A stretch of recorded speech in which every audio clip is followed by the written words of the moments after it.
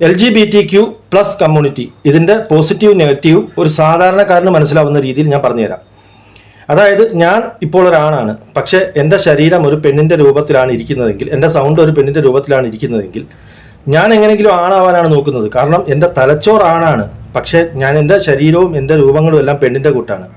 ഈ ഒരു സംഭവം മാത്രം മനസ്സിലാക്കി കഴിഞ്ഞാൽ എന്താണ് അവരുടെ പ്രശ്നമെന്ന് ഏകദേശം ഒരു ഐഡിയ കിട്ടും.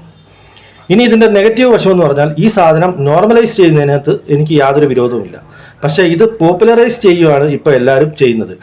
ഇത് പോപ്പുലറൈസ് ചെയ്താലുള്ള പ്രശ്നം എന്ന് പറഞ്ഞാൽ ടീനേജ് കുട്ടികളിൽ ടോട്ടൽ കൺഫ്യൂഷൻ ഉണ്ടാവും. അതായത് ഇതാണ് പ്രോഗ്രസീവ് തോട്ട്, അല്ലെങ്കിൽ ഇതെന്തോ വലിയ സംഭവമാണെന്നുള്ളൊരു തോന്നൽ ചെറിയ പ്രായത്തിലുള്ള കുട്ടികൾക്കുണ്ടാവുന്നത് അവരിൽ കൺഫ്യൂഷൻ ഉണ്ടാക്കുന്നു. പക്ഷേ ഇത് പോപ്പുലറൈസ് ചെയ്തില്ലെങ്കിൽ, ഇത് പ്രചാരത്തിൽ വന്നാൽ മാത്രമേ ഇവർക്ക് നീതി നടപ്പാവൂ എന്നുള്ള മറ്റൊരു സത്യം ഇവിടെ നിലനിൽക്കുകയും ചെയ്യുന്നു. അപ്പോൾ ഇതിൻ്റെ പ്രശ്നം എന്താണെന്ന് നിങ്ങൾ തന്നെ കണ്ടുപിടിക്കുക. വളരെ സിമ്പിളായിട്ട് പോസിറ്റീവ് നെഗറ്റീവ് ഞാൻ പറഞ്ഞിട്ടുണ്ട്.